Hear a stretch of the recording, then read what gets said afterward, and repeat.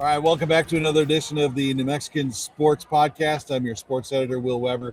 As always, joined by my esteemed colleague, James Barron. James, you're in your usual spot in your living room / kitchen dining room area.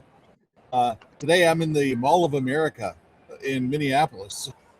How did you get the Mall of America in your front yard? I tell you what, man, I've never been to the state of Minnesota. I just arrived today. It's a vacation for me. It's a work trip for my wife, and I'm the guy who. It's like Thursday basketball. I have no official role here except to be around. You're just there. You're the eye candy. I'm taking up space, and maybe I'll get a shot every now and then. So that's kind of I'm hanging out in the Mall of America. It's a little loud. I've never been here before, but like I was telling you guys before we started this thing, about 100 feet away is the Nickelodeon Play Center, where there's a roller coaster. You might hear kids screaming in the background. You probably hear some music. So I'm fighting for some sound here, but it's kind of a cool. Sounds like you're living the life, man. Yeah, I've done these things from the pit. I've done them from UNM football games. I've done them from Cleveland for the NCAA tournament, Memphis. That's right. So now you can add the Mall of America to the list. So hey, you did it in a parking lot in Tulsa. Yeah, exactly. That's right. Parking lot in Tulsa, right outside the Tulsa Golden Hurricane basketball arena. But it's funny. Like I was telling you before we started this thing, in the state of Minnesota, it is the home of Red Lake High School, which owns. By the way, I didn't know this until this morning. I was just scrolling through Instagram, and I saw it on the Max Preps' Instagram feed. Red Lake High School has the longest active losing streak for football in the entire country, 150 games. They haven't won since 1999. So in the entire lifetime of most of these kids, or all the kids, they don't know how to win. They don't know when, huh? Literally never. So I think while I'm in Minnesota, I'm going to see if I can set up some sort of game where they can come to the Santa Fe area and play some of the teams. Oh, they should totally play. I already know the team that they should play. Indian School. Oh, man. Santa Fe Indian School against the Red Lake Warriors. I looked it up. They're about an hour and a half north of Minneapolis, and they're right on Red Lake. So there you go. Yeah. As long as that is Santa Fe Indian School, they haven't won a district game in 33 years. Oh, it's perfect then. There you go. So you got a team that's number one in almost 26 years against a team that hasn't won a district game in over 33 years. It would probably be the best attended, most covered game in probably state history if we could swing that. We'll get. I'm technically on vacation, but maybe I'll put out a feeler to Red Lake High School and see if we can set that up. But Hey, you're never off, man. Just remember that. I don't know what's it like, James, when you fly anywhere. Do you are you a window seat guy? Are you an aisle seat guy? I hate flying, so I gotta be in the window. I gotta watch that plane. I don't know why. I don't know how it makes it better, but I got to be able to watch that plane be able to take off and land. My wife Sarah is the exact same way. She calls it flying the plane. She has to be able to fly the plane. So. Yeah. While her giant pumpkin head is blocking the window, I have to raw dog it. I'm just sitting there staring straight ahead. I'm like that Seinfeld. So my phone doesn't get any Wi-Fi because I have all these blocks on the. I don't want anything tracking on my phone. So I can't listen to an audiobook. There's no music. I can't connect to Southwest app. So I just sit there staring straight ahead for an hour and a half, which is. It makes for a brutal trip. They don't have the TV screen for you to be able to just scroll and see some really crappy 90s TV series. Well, it's a Southwest. I basically have to get out and crank the propeller. That's even worse. Beforehand. So yeah, we left Albuquerque this morning at about 3:30 or so, 4 o'clock, and it's long layover in Denver, and just a lot of sitting there staring ahead.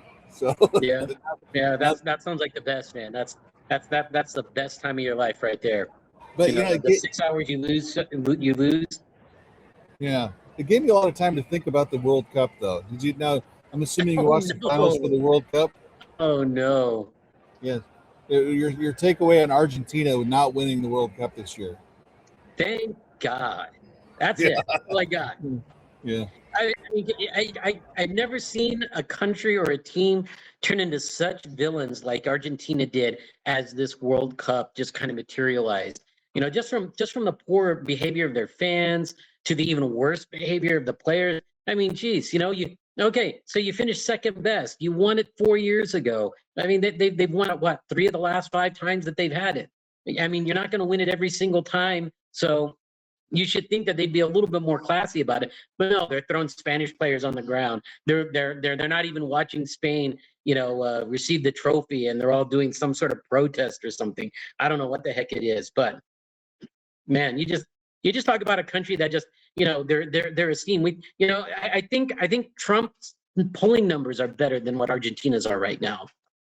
Yeah, I read somewhere that they're the only team in the World Cup that didn't have a single VAR review go against them. Which exactly. And then the kicker was after, when Spain's celebrating the trophy and all that, they shoot the fireworks off from the top of MetLife Stadium, and they're in Argentina's colors, blue and white, which is like, come on, come on. Way to just dig it, just keep digging up at that wound. Yeah. Huh? Yeah, and then you start doing a little research on Argentina, you find out what a terrible country it is. And it's like, yeah, these guys, the Dallas Cowboys of soccer. You just have to root against them. You have to. Yeah. I'm not even sure they're the Dallas Cowboys, man, because at least the Dallas Cowboys, their fans aren't racist, not like the Argentinian fans. Blatantly racist country. They're just ignorant. Let's be honest. It makes the United States people just sit back and like, yeah, we thought we were bad. Wow. Yeah, wow, that's cringeworthy. So yeah, look, now that soccer's over, it's weird. There's kind of a detox moment where soccer ends, the British Open ends. Yeah, and at the same time, Tour de France ends. Now it's like we're in the Tour de France still got one more week. All we have is baseball now, which is fine for you because you're a Red Sox. My team. The Red Sox have won 14 games in a row as we're recording this. Where my favorite team, the Angels, they've won 2 in a row. If they win another 12 games to get to 14, they're still 8 games under 500. So, and we have you to thank for it because the streak started with you guys. And I'm telling you, the magic number for any Angels fan is you got to win. We have to have a winning percentage of 387 or higher. So right now, that 100-loss season, do you? Right now, they're at 390. So we're on pace to lose 99 games. If we can just get hot, maybe go 64 and 98. 400 ball. Yeah, everyone's talking about the playoffs. The Angels are just talking about not losing 100 games. So that's all I have to hang my hat on for that. And look, over the weekend, I had a chance to. I'm sure you saw this too, but Josh Kerr, the former Lobo cross country and distance runner, set the world record in the mile. And as I was watching him break down the race, they said that if you jumped on your treadmill over at Planet Fitness and you crank that thing all the way up to full, the highest your treadmill goes is usually 12 to 14 miles an hour. 12, 14, and that's still not fast enough. He averaged 16.3 miles an hour for the entire time. That's crazy. That's absurd, man. Yeah, I don't even know if I jumped off the balcony here at the Mall of America. I'm not even sure I could hit 16.3 miles an hour before I got to the bottom. But it's just, yeah. So I'm not sure that's a science experiment you want to conduct, though. Yeah, I've thought about it because honestly, it seems like a risk management violation. These railings around here are not very tall, so I'll go with that. Look, file a complaint with OSHA, man. That's all I got to say. Right. We don't have a guest this week on our show. We're gonna show some Donovan Dent stuff after we take the break. I had a chance to go to interview Donovan last week about some Lobo stuff. But look, last night, Monday night, was the opening round of the basketball tournament. Did you happen to see any of the Lobo alumni? I didn't see a thing. Yeah, I had to turn it off when I think the score was 43-13. They were losing to Wichita State's alumni. So yeah, it was pretty bad. But it's a good thing you've got 2 more, or at least 1 more game to go. That is true. It's the best of 3 series. Yeah, so they have another opportunity to lose by at least 50. There's that. But now Donovan was actually on that roster. He withdrew his name from the basketball tournament roster because if you play professionally, whatever opportunity you might have had goes by the wayside. But it's weird because they won't let you play professionally you're a professional player if you're playing in college. That's the entire reason he's trying to come back is to get more money. Yeah. And so, but Donovan, I asked him point blank about some of his future stuff. He could not actually comment about some of the ongoing litigation. I know he's trying to get a fifth year. I'd say it's kind of a long shot, but look, UNM is actually holding 3 spots open for their roster. And if they do it, we're talking somebody's going to have to go out and find $1 million to pay Donovan Dent for 1 year. And we can get into the semantics of that a little bit later. Hey, don't hold your breath. I mean, I wouldn't say don't hold your breath, but hey, don't be surprised, man. There might be some industrious millionaire out there that's like, yeah, let's just throw some fire, or let's throw some gas on the fire and see what happens. Yeah. Well, after we take a break, we'll come back and show some clips from that interview, and we can kind of break some stuff down. But look, before we get there, you're the United beat writer, and this is another thing. While I'm sitting in the Denver airport waiting for my flight to show up, I was strolling through there, and I noticed the USL, the United Soccer League, they released their power rankings for this week, and number 1 is the New Mexico United.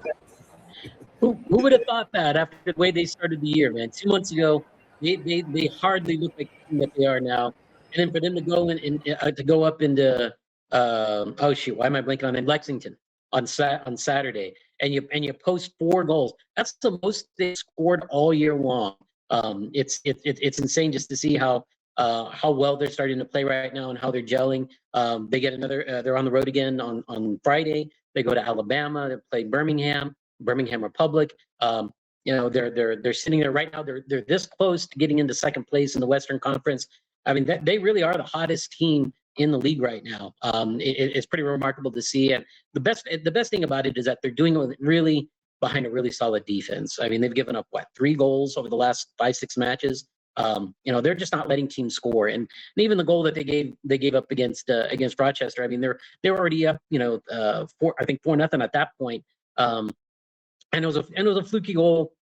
United kind of gave them a hand a little bit, with a bad deflection and everything that kind of set everything up. But other than that, they really didn't get to really attack.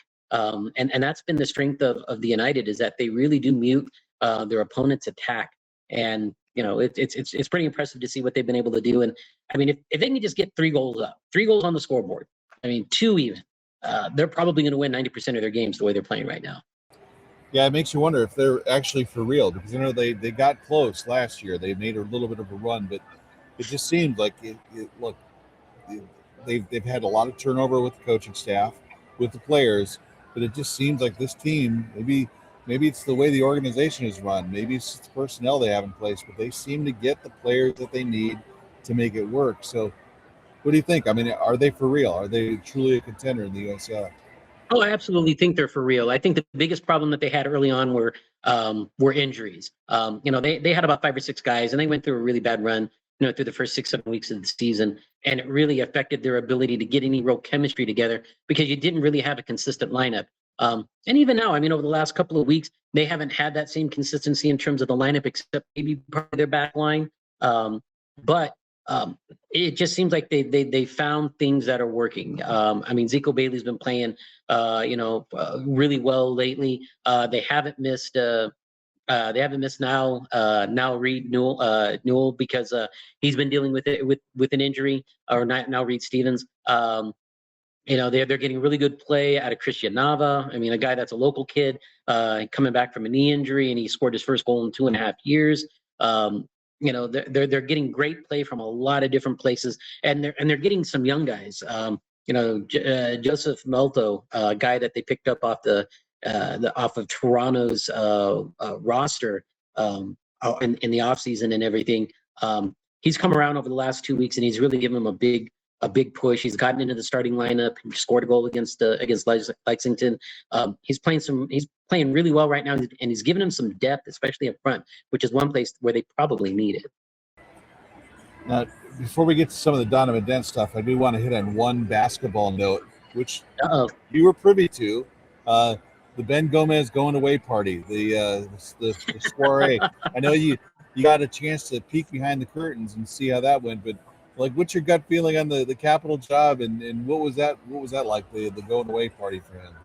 Well, it was pretty great. I think it was fascinating to see, how well respected he was. I mean, he had a lot of friends over there, but there were a lot of other colleagues, people that he taught with at Capital, guys that he's coached with at Capital. I mean, Capital's wrestling coach Marcos Gallegos was out there. Cisco Rivera, the Santa Fe High basketball coach, was out there as well, and he has that relationship with him through Zach Cole. Zach Cole was there, obviously, being his son-in-law and everything.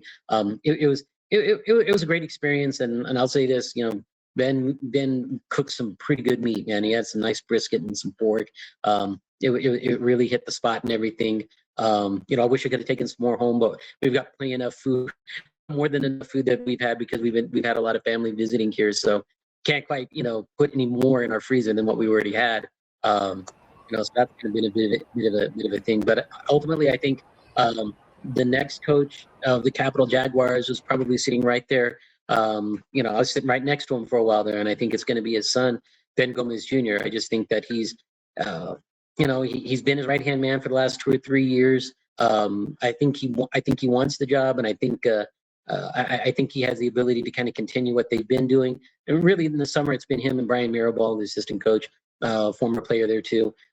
Those two guys have really been the guys that have kind of carried the water for them, and Jaime Bencomo as well. Those are the three guys that have really kind of helped them out during the summer, trying to get those guys ready for the upcoming year. I think it's just a natural progression of things that I think it'll be him. And they'll definitely keep it in the family, which is something I think I've mentioned before, which is they've never hired outside the family. They have never not hired somebody who either went to Capital, coached at Capital, or otherwise, or graduated from Capital. It's just that's who they go with, and that's what they know. So, I assume that it'll be another Capital guy running Capital's program. Now, did they have karaoke there? Oh, no karaoke. They don't do karaoke. I thought maybe if there was karaoke, it'd be like the end of Project Hail Mary. We were too busy with the World Cup, man.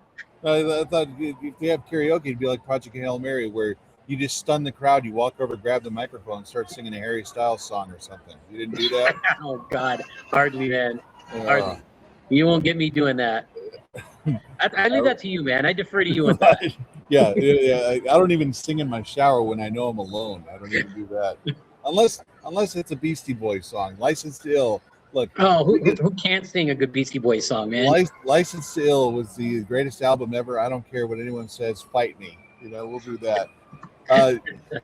We're gonna take a break. We're gonna come back and talk about some Donovan Dent stuff. He's got some big. It looks like maybe a big opportunity coming up for him to make a lot of money and to be back at the basketball court. But we went and talked to him last week. But before we go to the break, remember to subscribe to our newsletter, which James is going to dutifully update this week since I'm yes, I will. The newsletter, go to the SantaFeNewMexican.com website and go into our newsletters. We update that once a week. Once prep season comes around, we'll update that a little bit more often. Just there'll be a lot more to write about. But we'll take a break. We'll come right back with some Donovan Dent stuff.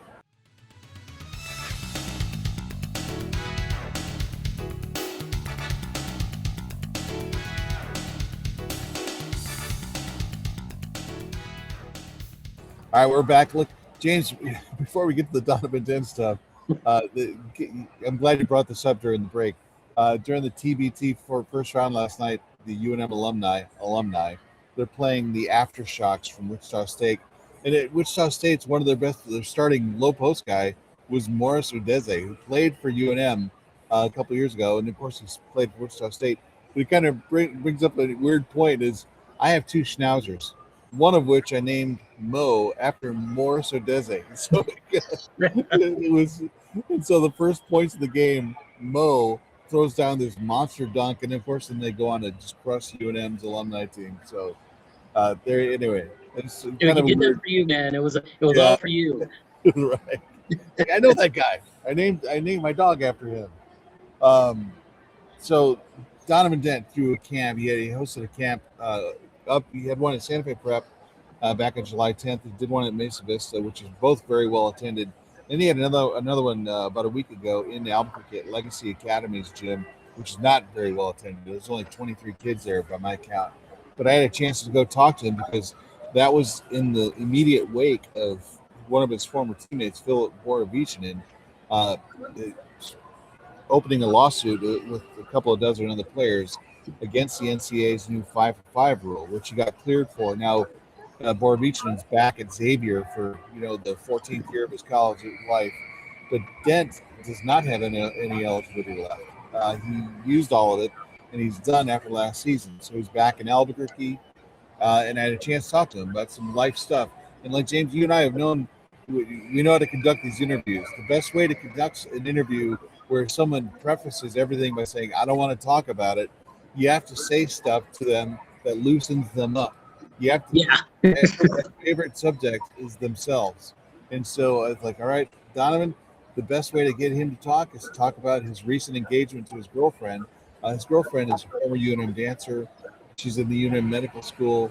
And everyone knows the reason Donovan Dent is back in Albuquerque is because of his girlfriend. So I did ask him about that. And here's a video clip of him, how the whole proposal thing went. They did it in Hawaii. We had some stuff to calm my nerves. We were out there. Her family was out there, my family. I was nervous. Everyone was watching. I just got out the way. She's mad. No, she's not mad at me, but I didn't give a speech like I planned, but it's all right. You got to move on. You had a whole thing in your head. Oh, yeah, and just went away. Just blanked out. Yeah. Just blanked out. Yeah. So how long had you been planning that whole thing? So I was planning it for like almost a month and a half. So, because we found out we were going, I was like, okay, it's like the perfect spot. She didn't know her whole family was going. She didn't know my family was going. So it was like a big surprise. Oh, very cool. Yeah. Did you ask for permission before? I did. I had to. I was actually really nervous to ask her parents for permission, but I got it done. Yeah, that's a big moment, James. Every man, at some point you have to get down and bend a knee. Everyone's waiting in the Mexican newsroom for you to do the same. Now we know how Donovan did it in the state of Hawaii, in Honolulu, on a beautiful beach. How is James Barron going to do it? When are we going to get the Instagram videos? Oh, you're not gonna. Chris is extremely private. She does not want anybody to know anything about that. So if it happened, we're gonna show up and be like, hey, we're married. Good luck with that. Enjoy it. Well, that's a downer. I know, but hey, like I said, she doesn't like to announce that stuff. That's it's a little too personal for her. So I've learned through experience what to do and what not to do. I get it. I did ask Donovan Dent about his return to the pit last year. He showed up late in the season. He had Braden Applehounds, who was one of his teammates, actually one of his roommates playing at UNM. They just kind of snuck in. And as soon as, of course, Applehounds can kind of disappear in a crowd, but Donovan Dent is a different story. He's Mountain West Player of the Year. He played for UNM for 3 seasons. He had just transferred to UCLA. Their season was ending when he showed up in the pit for that game, and they gave him a standing ovation twice. So I did ask him about that, about his experience of walking in the building and the reception that he got. Yeah, I know it was awesome. I didn't know I was gonna get my ring that day. I was supposed to just pick it up the next day. As I texted RB and stuff, I talked to them all. I just asked for tickets to the game because I wanted to go to the game to see it at the pit as a fan for once, to see what it's like. And it was crazy, but it was a lot of love. Me and Braden had a blast over there. Did it surprise you? Yeah, absolutely. I didn't think I would get. I mean, I knew I was still like people be like, oh hey, like, but I didn't think it would be that big. It was crazy. Yeah, it's like I talked to him a little bit off camera. There's something. If you're a Lobo hero, Lobo fans are going to love you no matter what. You see that a lot. Yeah. Well, I think it kind of showed too. I mean, he goes up to, he goes up into northern New Mexico and he gets 300 some kids that come out to his camp and everything. And I think it just shows you just how revered and how loved this guy was. Yeah, it's like that everywhere. You see that it's universal for a lot of sports, but of course the marquee ones, the basketball, the football guys, you come back and people are always just going to recognize you. They understand he had to go to UCLA for a reason, and that's kind of what this next question is about. About his decision that led him to leave UNM to go into the transfer portal, because as we all remember, the team lost to Michigan State in the second round of the NCAA tournament in Cleveland, and then within 48 hours, the coach was gone. He was gone. A lot of the players are jumping in the portal. Within a week, the entire program was basically decimated. So I did ask him about that, and here's his response. Well, I already figured he was going to take off, so like I was already getting to the portal no matter what, just to see what I was looking at. But then once he left, it was like a no-brainer, honestly, for me. And I think everyone here understands going to UCLA? First of all, it's a blue blood. Yeah. You're from there. I know Mick recruited you a lot in high school too, but was that a tough decision to go to UCLA? Or did Yeah, you it was hard to leave UNM. I knew it was a no-brainer, but it was just hard because like the connections I built here, the culture of the basketball here, it was really hard to leave, but like it was the best decision I could make. And look, you're a freshman here and you have MASH, you have House, but by your junior year, you're the guy. Yeah. You're the Mountain West Player of the Year. You're already a Lobo legend at that point. Was there any thought of maybe sticking it out for one more season? Absolutely. There was a major thought about it. I actually delayed committing anywhere because of that, but everyone was like, let's not be done here. Like, you've done a lot there. All right, so look, you can't blame the guy for leaving because I asked him this, how much money he got for going to UCLA. Of course, it's been reported. I've had people tell me that it was $3 million. He got $1 million up front and then $2 million once he got there. So he was living right. California's different though. They have that jock tax and they hit you pretty hard in taxes. But even then, college kid like that, he's making pretty good coin. And so that's kind of what that's all about. But of course, you go to UCLA and you're playing in the Big Ten, which means excessive travel, and you're playing top flight teams. You have the national champion come out of the Big Ten this year. Illinois was also in the Final Four. He actually beat Illinois. Remember that game where he hit a buzzer beater in overtime to knock off Illinois at Pauley Pavilion. And then there's a game earlier in the year where they played Purdue. Braden Smith, the All-American point guard from Purdue, he outplayed Smith for the most part in that game. So he did hold his own, but he was a preseason All-Big Ten point guard. And I think statistically he didn't quite match up to what he did at UNM. He averaged 20 points a game when he was with the Lobos when he was Mountain West Player of the Year. He wasn't anywhere close to that at UCLA, and he kind of gets into that right here with this answer about playing in the Big Ten. It wasn't anything crazy. I mean, I had a down year percentage-wise, but it wasn't because like anything like that. I just wasn't maybe in the right fit for me personally, so I think that played a factor. I mean, it was fun playing the Big Ten. You're traveling every week, good competition. There's like no easy game in the Big Ten. You could play the 16 team in the conference, and it's going to be a close game. So I think it was a lot of fun. You know, Mick, he complained a lot about the travel, but was the travel really? Oh, the travel was brutal. I think we had the rough side of the schedule here too. We had to go all the way to Columbus. Over there, played Penn State over there. We were flying quite a bit. Even when you go to the tournament, you've got to fly all the way to Chicago from California. That's not an easy flight. 2 Final Four teams out of the Big Ten, the national champion. Just talk about the competition you faced on a nightly basis. It was insane. Like, luckily we beat one of them. I think Illinois made it Final Four, right? Yeah. We beat Illinois, so that was a fun game. Had a game winner there. But playing Michigan, all of them, it's like no joke. Well, and then from there, it kind of transitions into some of the other stuff. Again, he didn't want to talk about the 5-for-5 lawsuit. He made that perfectly clear. It's ongoing litigation. It's still not clear if he's going to get a spot at UNM. Of course, UNM has 12 scholarship players. They can carry 15. And the idea is that UNM probably wasted all of their NIL and revenue sharing stuff on getting Jake, Paul, and Uriah Tenet. So I'm not sure how much money's left. So somebody out there, Jeff Bezos or P&M or the Frontier owners or somebody's going to have to step forward and bring. Somebody's going to have to win the lottery and drop a couple of hundred bills on them right off the bat. Yeah, and so that becomes a question: is are you willing to do that for a 1-year rental, assuming he gets that? And I think there are a lot of Lobo fans that would say, "Yeah, sign me up for that." Oh yeah, absolutely. They would love to have him back. Yeah, no questions asked. Yeah. So I did ask him what's next for him. If he's in any contact with Richard Pitino since he left to go to Xavier. And then I asked him, too, if he has had any contact with Philip Borovichinen, who just won his lawsuit. It's a little bit different for Philip just because Philip started his college career a little bit before Donovan. There's that weird loophole where if he started kind of during the COVID years, there's a gray area, where for Donovan it's not. If he's a 2022 high school graduate, so it's a little harder for him to prove that case in court. But here's his response to all that. You're still in great shape. Yeah. Like, what is the next step for you? What do you do? I'm not sure yet fully, just because of the stuff going on with the legal stuff, just seeing what goes on with that, and I'll go from there. Maybe talk to Philip at all? No, I talked to Coach P, though. Coach P was like, Coach P is just Coach P. He's just a funny guy. Yeah, Coach P is a good guy, man. Yeah. How much did you grow into him? Oh, a lot. I mean, I learned basically everything from college through him. Like, he just taught me all the ins and outs of it, when to be smart about taking breaks about on the court. He just taught me little stuff that I need to know that because he had so much experience coaching. And then the last question, I was specifically about what's next for him. I love the idea that he kind of laughs off being a coach. He doesn't want to be a coach. I think he does see playing time in his future. I mean, the guy still looks exactly the same as he did when he was playing. He can still play. I sent Matt a clip of him shooting 3-pointers. Of course, he could not shoot a 3-pointer to save his life when he was playing for UNM. But he was hitting them nice there. Yeah, and so I did ask him about what comes next. Of course, his fiance is in the UNM medical school, and look, we all know that New Mexico needs doctors, and so I think they're going to try hard to keep her here, which means that he might actually stay here. So could we see Donovan Dent in the Lobo uniform? He's really sensitive about that. He told me off when I wasn't filming that Grand Canyon is pursuing him pretty hard. Grand Canyon's got some money. And then he said he has contacted UNM.